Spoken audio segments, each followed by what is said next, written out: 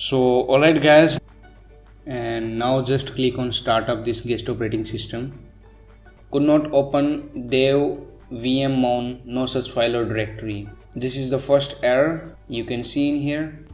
Okay, and now here is the second error also. Now just click on OK and we're gonna just fix them also. Now just close the VMware from here.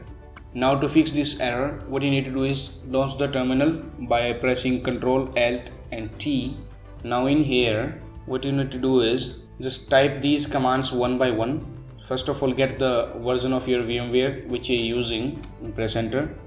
Now here what you need to do is just copy this version from here and paste it here. I will provide you the commands in the description, just download them and paste it right here and in here also. Ctrl S to save. And now what you need to do is just launch these commands one by one into the terminal and make sure you are connected to the internet, alright, and press enter.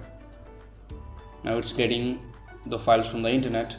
Now copy the second command also and press enter. Similarly last also, and type these commands into the terminal.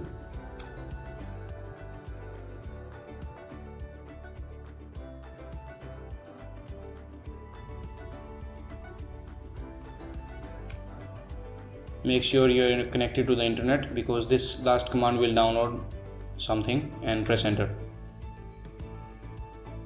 Now here you can see 2 dones are there, and here you can see all 4 dones are also there. So I'll just type exit from here and close this file, and now launch the VMware again.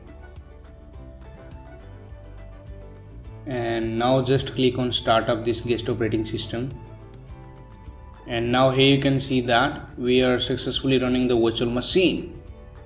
Thank you for watching. Now it's time to discover more. Simply click on the screen to subscribe to our channel and watch another video to discover more.